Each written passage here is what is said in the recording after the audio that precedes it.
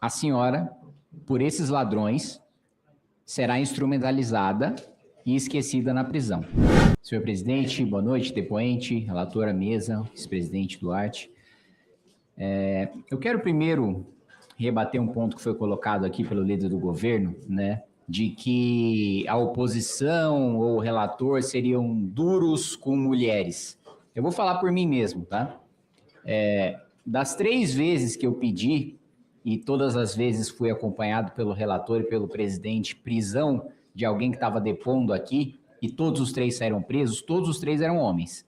Então, não sou duro com mulher, eu sou duro com bandido. Se for o criminoso, independentemente do seu sexo, a gente vai pedir a prisão, e todos eles até agora foram presos, né?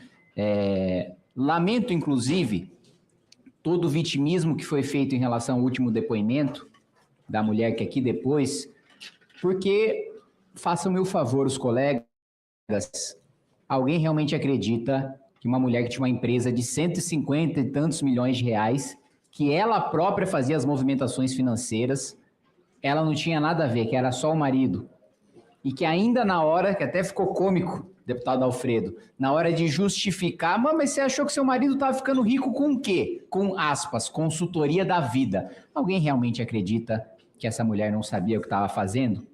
Todas as empresas no nome dela, o dinheiro sendo movimentado por ela. Enfim, então, eu acho que o primeiro ponto que precisa ficar claro aqui é que não existe nenhuma diferença de tratamento em relação a ser homem ou mulher. Tem diferença de tratamento de quem é culpado e quem é inocente. Quem tem indício de ser culpado e quem tem indício de ser inocente. Ponto. Outro ponto que foi colocado pelo líder do governo, nós estamos aqui expondo o que foi amplamente divulgado pela imprensa, de que o próprio Lulinha, segundo o Estadão, teria admitido que teve sua viagem paga pelo careca do INSS. Aí diz o líder do governo: a oposição fala de uma matéria sem fonte. Achei curiosa essa posição. O líder do governo é jornalista.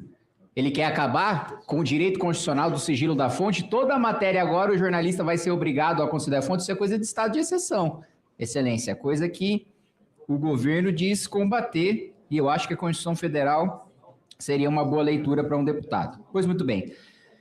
Passando aqui para o nosso depoimento. Quero perguntar para a senhora... de quais empresas ligadas ao careca ou de propriedade do careca a senhora tinha acesso a contas bancárias, extratos e autorizações de pagamento? Vou ficar em silêncio. Bom, a gente começa mal, né?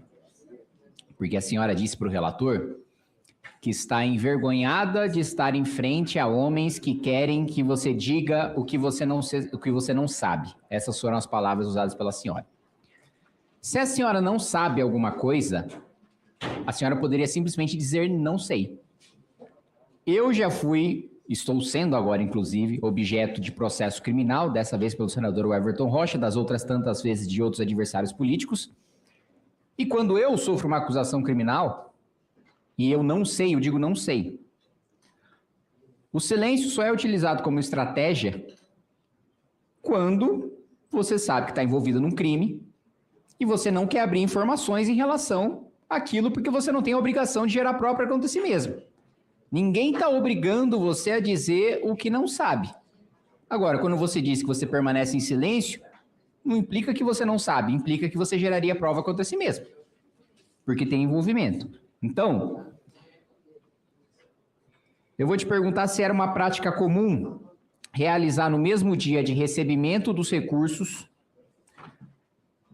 no dia em que o recurso era recebido na conta corrente de uma empresa do careca, que você tinha acesso, que você operava nos pagamentos que você fazia, se era comum manter o saldo baixo dessa conta para imediatamente transferir para outra.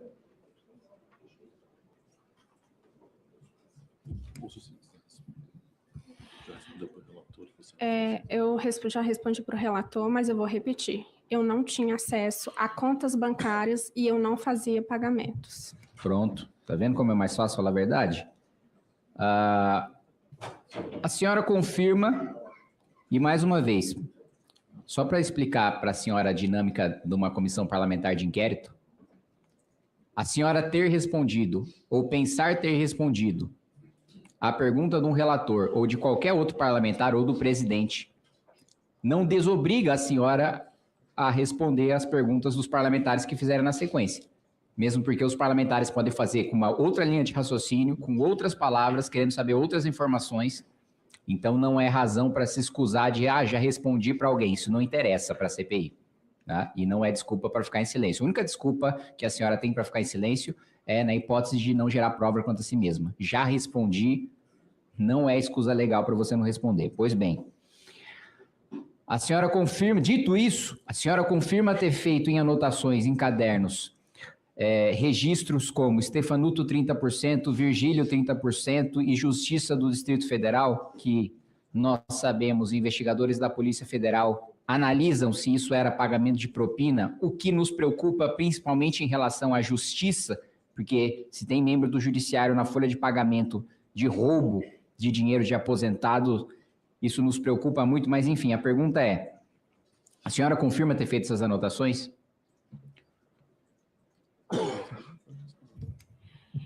Não, eu nunca fiz tais anotações. E quando aconteceu a operação, não era eu a secretária dele.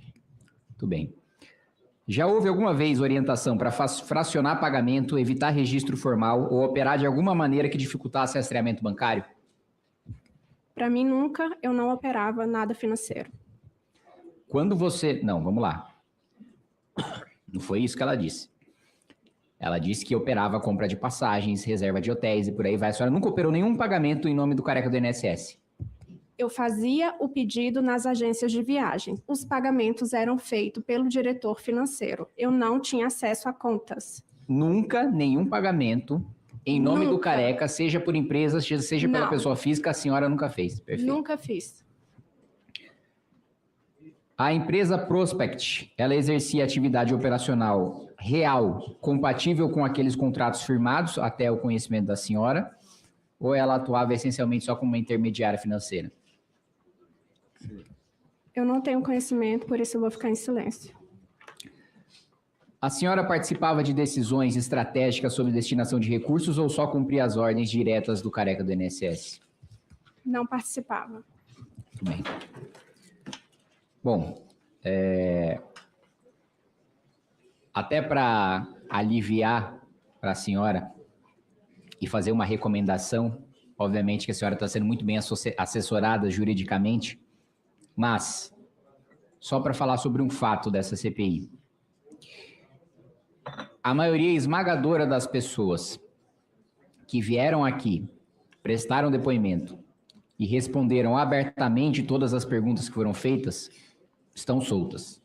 A maioria das pessoas que responderam a todas as perguntas abertamente, a maioria das pessoas que vieram até aqui e que em nenhum momento disseram vou ficar em silêncio, estão soltas.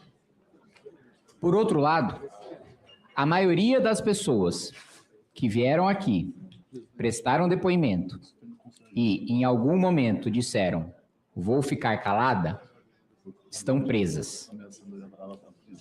E eu digo isso por uma constatação de que, em a senhora não sendo um dos elos principais do escândalo, em a senhora não sendo uma operadora de grande importância dentro desse esquema, nós já sabemos que Virgílio, Stefanuto e o Careca estão negociando acordos de delação premiada.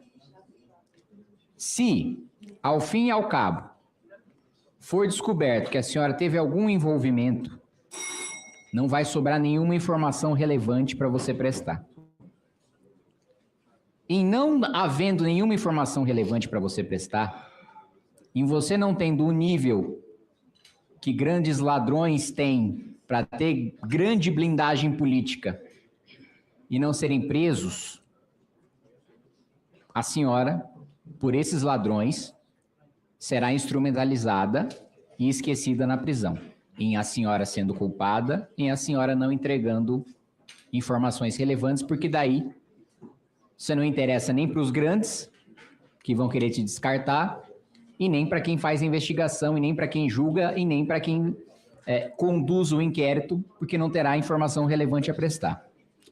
Com isso, eu finalizo meus questionamentos, presidente. Curtiu o vídeo? Se inscreve no canal e ativa o sininho. Comente aqui embaixo o que achou do vídeo. E lembre-se, quando a verdade aparece, não tem narrativa que não derreta.